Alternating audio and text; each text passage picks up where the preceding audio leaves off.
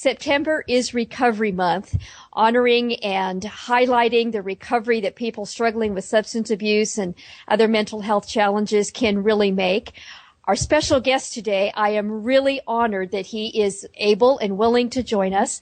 Wally P. is the author of Back to Basics, the Alcoholics Anonymous Beginners Meetings, and also How to Listen to God, Overcoming Addiction Through the Practice of Two-Way Prayer.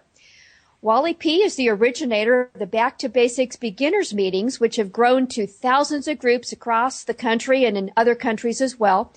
Wally P. has himself taken over 10,000 people through the 12 steps, Wally himself, and has witnessed countless miracles of recovery. Wally P., welcome, and thank you for joining us on the Dr. Carol program today. Thank you, Dr. Carol. Thank you for this opportunity to join you and your listeners. I want to say, first of all, that I, with you, am grateful that God has brought you health. I know you had some health challenges. You're doing well. You're traveling again. And I'm really excited about that for you and also for the people that you're able to share this good news with. Wally, I know many people, and I'm sure many of our listeners, have heard about the 12-step programs, and many people have found a lot of benefits there, but there have also been some that have found that maybe the way they've experienced the 12 steps hasn't been completely successful. What do you think are some of the things about the way the 12-step programs are usually practiced that, well, may not really be as helpful as they should be? Well, in the early days of the 12-step movement, the steps weren't an option. They were a necessity. This is what a newcomer did. In fact, in many areas of the country, you could not go to a regular meeting until you had actually completed all 12 steps. And back then, they handed out what was called a sobriety card, and it had two dates on it, the date that you entered the 12-step community and the date you finished the steps, and typically that was done within a matter of a few weeks. Today we have two schools, and one is the Fellowship of Recovery, and the other is the Program of Recovery. And in terms of the fellowship, many people here don't drink and go to meetings, 90 meetings in 90 days, and things like that, which are actually contrary to what was actually practiced in the early days, which was, and another one was meeting makers make it. Well, in the early days, it wasn't meeting makers who made it, it was step takers who make it. And that's what we're seeing, is that people that are getting reconnected with the steps, getting reconnected with the original program, are seeing the same success that they saw back in the 1940s and 1950s. And I've just been blessed to be a part of this movement. Just wanted to say as an aside that I make no money from the sale of any book or literature that has my name on it. This is my 12-step work for which I cannot be paid.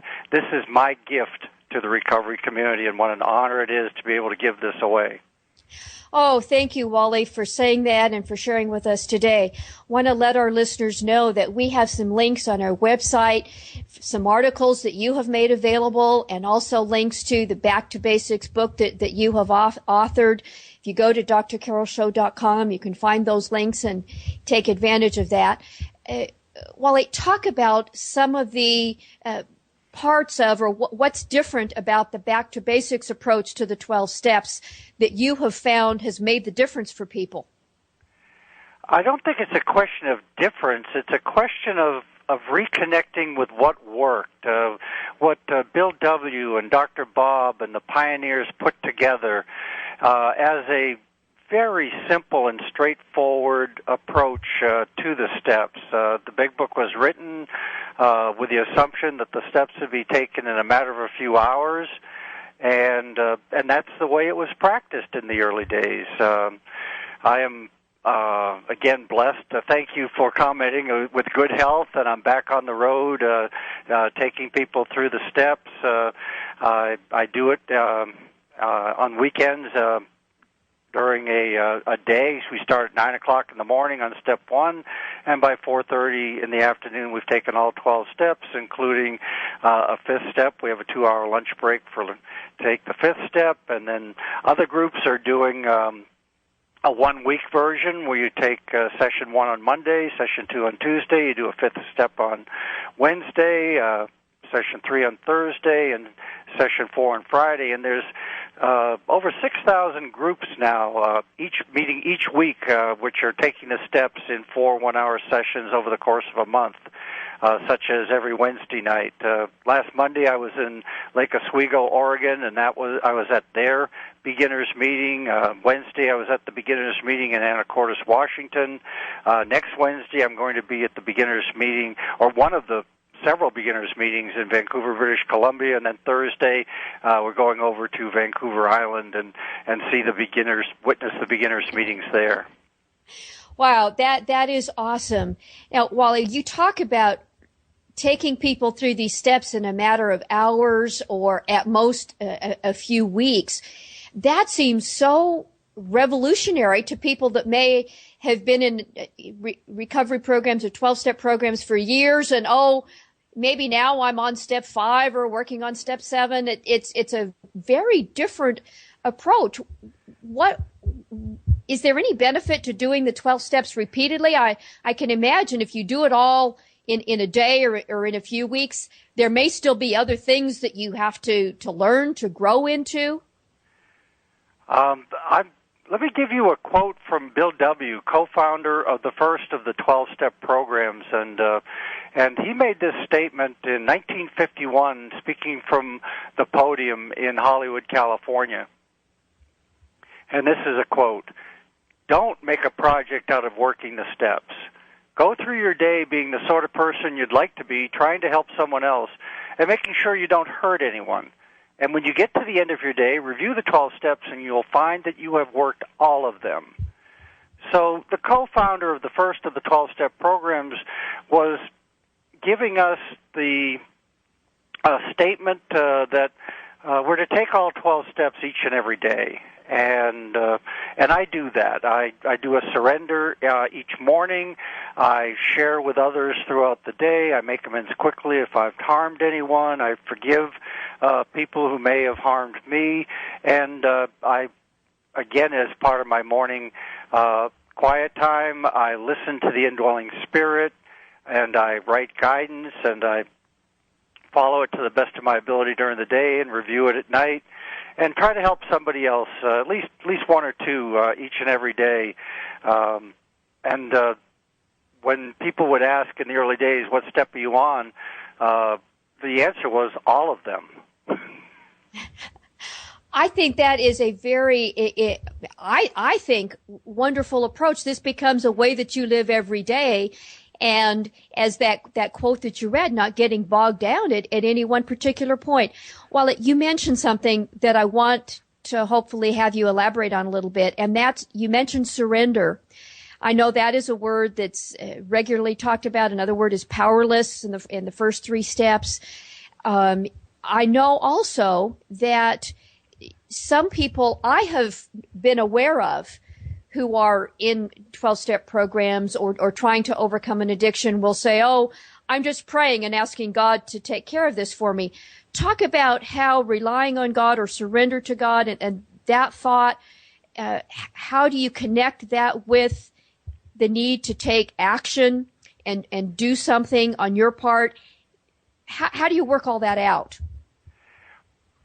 Well, the surrender is essential, and that is really the heart and soul of the beginning of the journey, or the beginning of each day, is to acknowledge that we can't do this alone.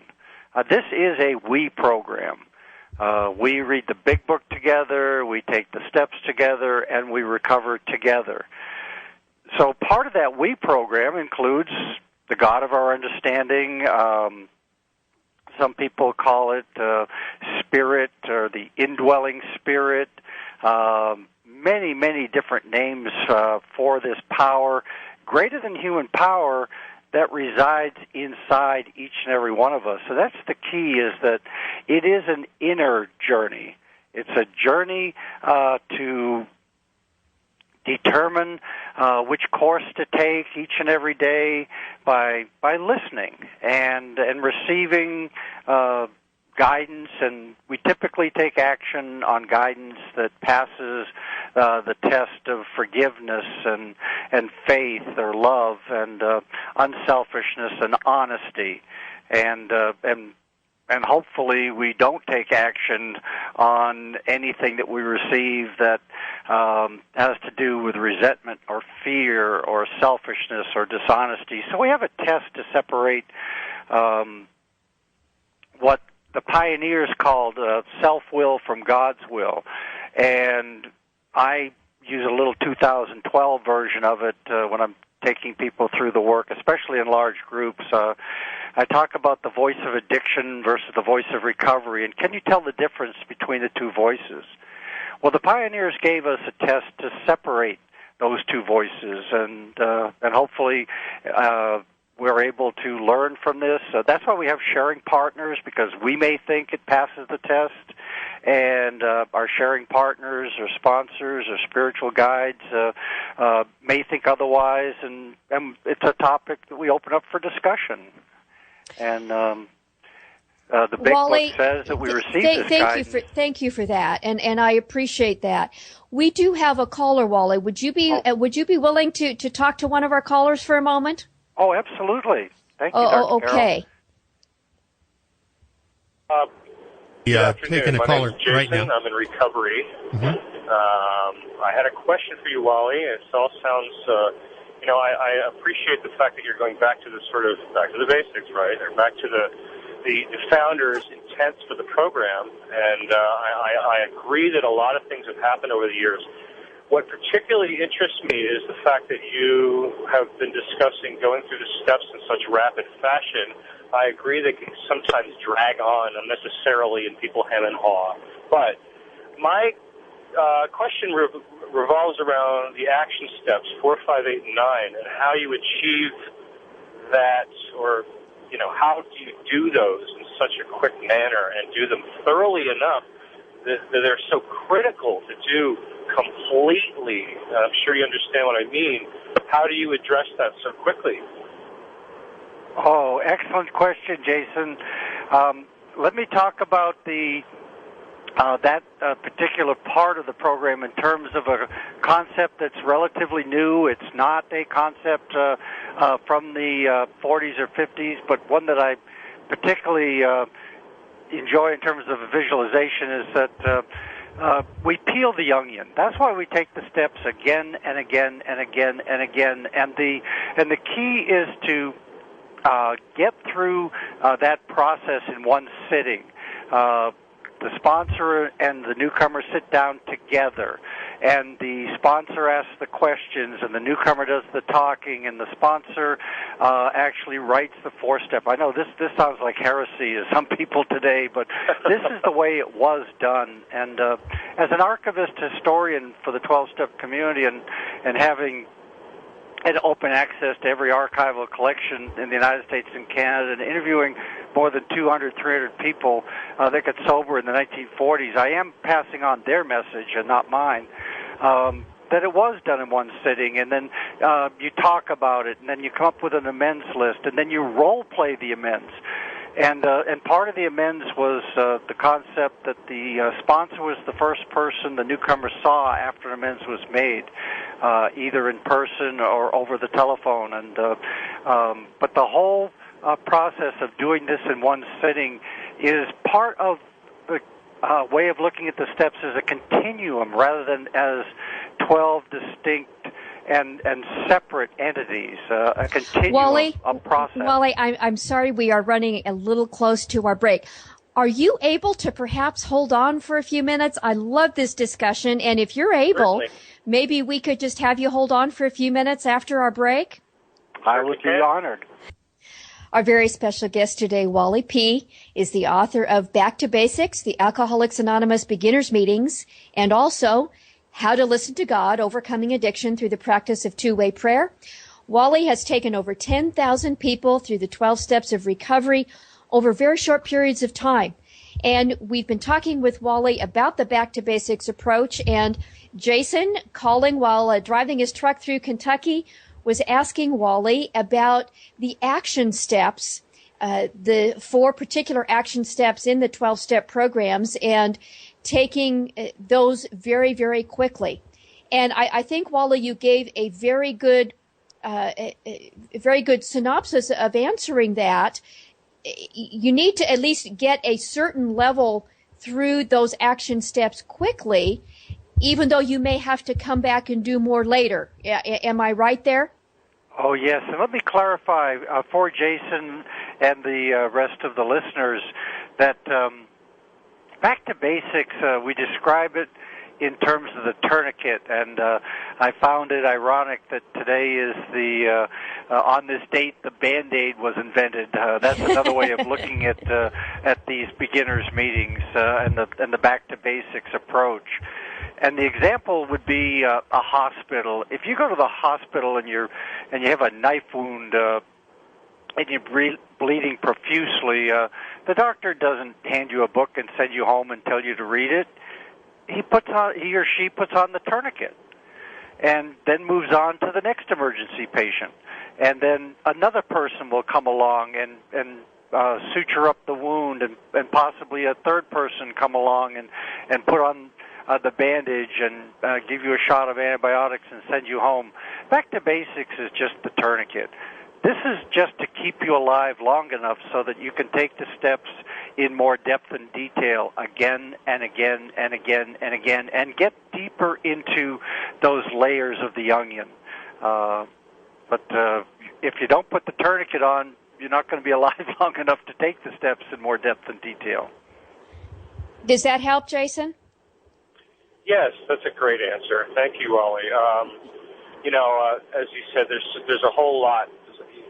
I've heard that expression myself in the rooms a number of times, of course, and it's a very good analogy for the process of undoing so many years of having lived with this illness and all the destructive events that have happened in your life. So I appreciate the time today. Thank you for having me on, and it was great to talk to you both. And thank you, Wally, for all your great work. And thank you for calling the Dr. Carroll Show.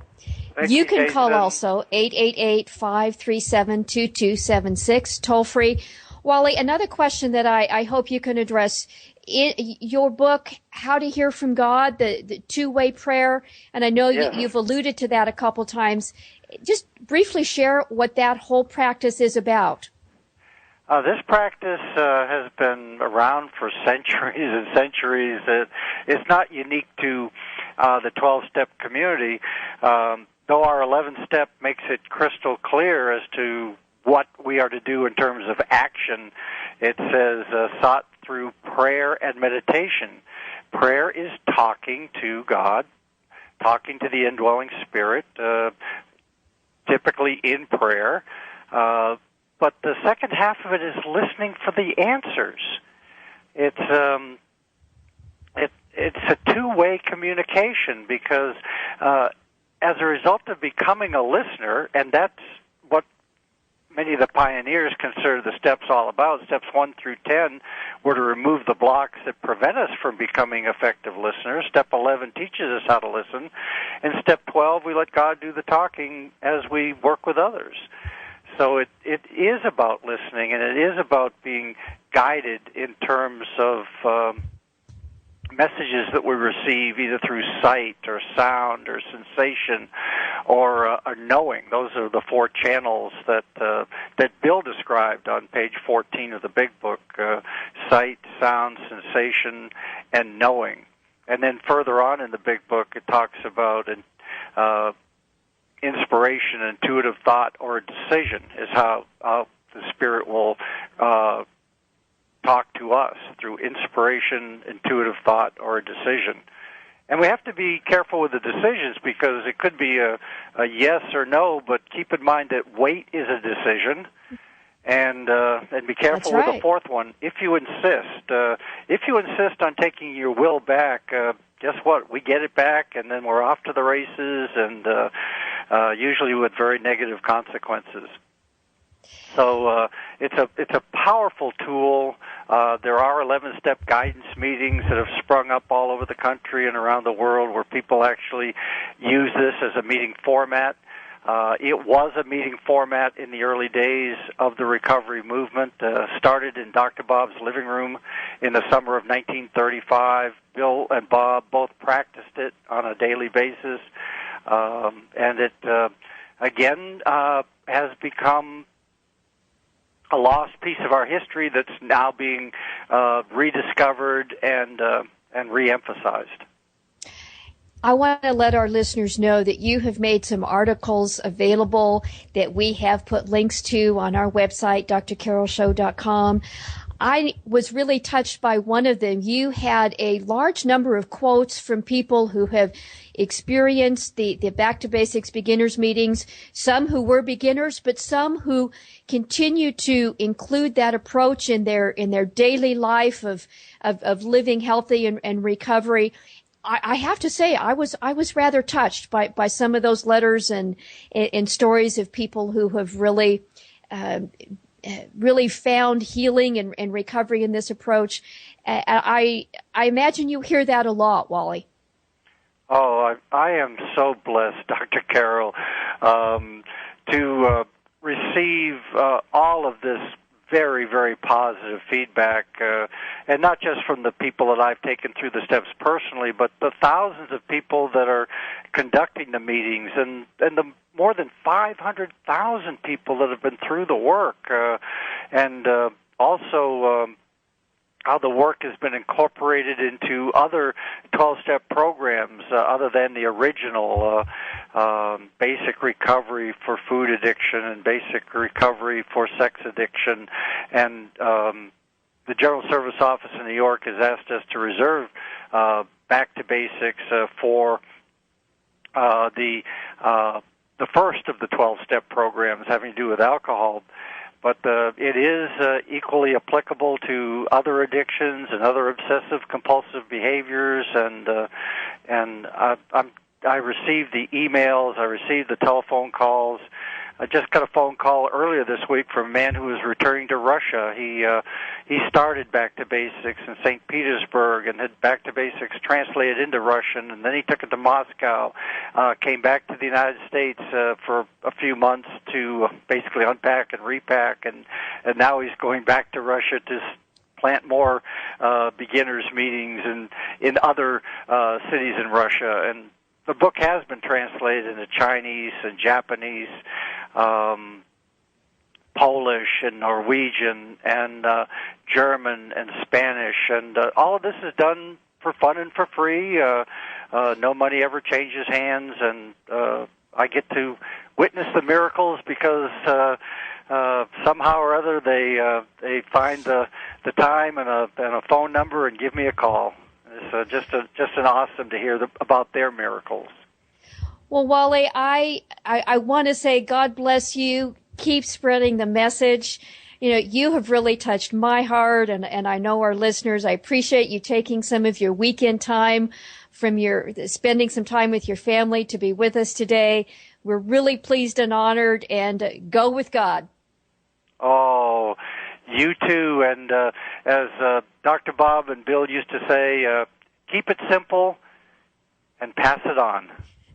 Keep it simple and pass it on. Thank you, Wally, and we'll have to stay in touch. Thank Bye-bye you, Dr. now. Carol.